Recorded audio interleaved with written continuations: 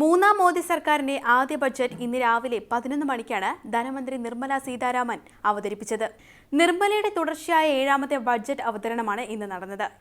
ഇതോടെ മൊറാർജി ദേശായിയുടെ റെക്കോർഡിനൊപ്പം എത്തിയിരിക്കുകയാണ് നിർമ്മല സീതാരാമൻ. കഴിഞ്ഞ 6 തവണയും ബജറ്റ് അവതരിപ്പിക്കാൻ നിർമ്മല ധരിച്ചെത്തിയ സാരികളുടെ പ്രത്യേകതകൾ വാർത്തകളിൽ ഇടം പിടിച്ചിരുന്നു. സാരികൾക്ക് വിവിധ തരത്തിലുള്ള പ്രശംസകൾ ലഭിക്കാറുണ്ട്. എന്നാൽ ഇത്തവണയും പതിവ് തെറ്റിയിട്ടില്ല. ഇത്തവണ മജന്ത ബോർഡറുള്ള ഒരു ഓഫ് വൈറ്റ് സാരി ധരിച്ചാണ് നിർമ്മല സീതാരാമൻ ബജറ്റ് അവതരണത്തിനായി എത്തിയത്.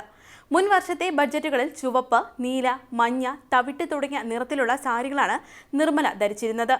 വിവിധ സംസ്ഥാനങ്ങളിൽ നിന്നും പ്രത്യേകമായി നെയ്തെടുത്ത സാരികളാണ് ഇവ. ഈ നിറങ്ങളെല്ലാം ഇന്ത്യൻ സംസ്കാരത്തിന്റെയും പൈതൃകത്തിന്റെയും ചരിത്രം പറയുന്നതുണ്ടെന്ന് പ്രത്യേകത കൂടിയാണ്.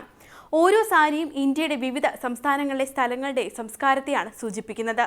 ബജറ്റ് സമ്മേളനത്തിൽ ഇന്ന് നിർമ്മല സീതാരാമൻ ധരിച്ച സാരി പൂർണ്ണമായും ആന്ധ്രാപ്രദേശിൽ തയ്യാറാക്കിയെടുത്തതാണ്. മകൾഗിരി സാരിയാണ് ധരിച്ചത്. ഇത്തവണത്തെ ബജറ്റ് പരിശോധിക്കുമ്പോൾ ആന്ധ്രാപ്രദേശിന് പ്രത്യേക സാമ്പത്തിക സഹായം വാഗ്ദാനം നൽകിയിട്ടുണ്ട്. സംസ്ഥാനത്തെ കാർഷിക പ്രവർത്തനങ്ങൾക്കും മികച്ച സാമ്പത്തിക സഹായമാണ് ബജറ്റിൽ നീക്കിവച്ചിരിക്കുന്നത്. ഇതും നിർമ്മല സീതാരാമൻ ഇന്ന് ധരിച്ച സാരിയുമായി ബന്ധപ്പെട്ടിട്ടുണ്ടെന്നാണ് സൂചന.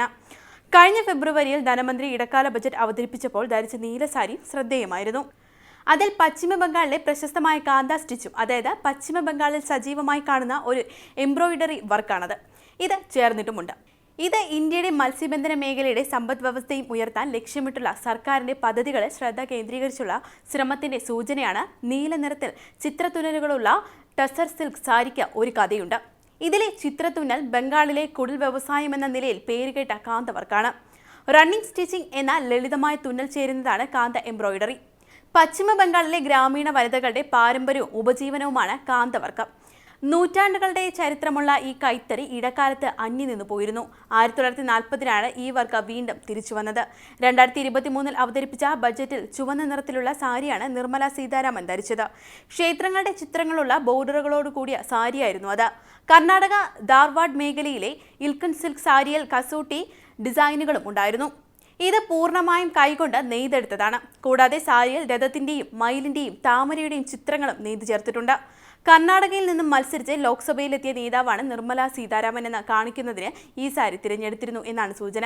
2022-ൽ ബജറ്റ് സമ്മേളനത്തിൽ തവിട്ട് നിറത്തിലുള്ള ബോങ്കായ് സാരിയാണ് നിർമ്മല ധരിച്ചിരുന്നത്. ഇത് ഒഡീഷയിലെ ഗഞ്ചം ജില്ലയോടുള്ള ആദരവായിരുന്നു. 2021-ലെ സമ്മേളനത്തിൽ ഹൈദരാബാദിലെ പോച്ചമ്പള്ളി ഗ്രാമത്തിൽ നിന്നുള്ള ഓഫ് വൈറ്റ് സാരിയാണ് മന്ത്രി ധരിച്ചത്. 2020-ൽ മഞ്ഞ നിറത്തിലുള്ള സാരിയും ബ്ലൗസും ധരിച്ചാണ് നിർമ്മല സീതാരാമൻ ബജറ്റ് സമ്മേളനത്തിനായി എത്തിയത്. ഇത് രാജ്യത്തിന്റെ സമ്പന്നതയാണ് സൂചിപ്പിക്കുന്നത്. 2019-ൽ ഗോൾഡൻ ബോർഡറുകളുള്ള പിങ്ക് മകൾഗിരി സാരി ധരിച്ചാണ് നിർമ്മല സീതാരാമൻ എത്തിയത്. ഇത് ഐശ്വര്യത്തിന്റെ പ്രതീകമായാണ് കാണുന്നത്. അതേസമയം തുടർച്ചയായ 7ാം ബജറ്റ് അവതരണം എന്ന റെക്കോർഡ് നിർമ്മല സീതാരാമൻ സ്വന്തമാക്കി.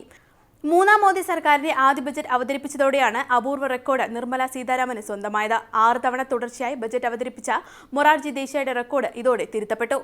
പ്രധാനമന്ത്രി നരേന്ദ്രമോദിയുടെ നേതൃത്വത്തിൽ ഇന്ത്യൻ ജനത വിശ്വാസം രേഖപ്പെടുത്തിയെന്ന് ബജറ്റ് അവതരണത്തിൽ ആരംഭത്തിൽ തന്നെ ധനമന്ത്രി ചൂണ്ടിക്കാട്ടിയിരുന്നു.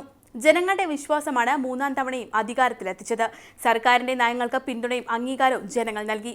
പണപ്പെരുപ്പം ലോകം മുഴുവൻ നേരിടുന്ന പ്രതിസന്ധിയാണ്. ഇത്തരമൊരു സാഹചര്യത്തിലും ഭാരതത്തിന്റെ സാമ്പത്തിക വളർച്ച പുരോഗതിയുടെ പാതയിലായിരുന്നുവെന്നും നിർമ്മല സീതാരാമൻ ചൂണ്ടിക്കാട്ടി.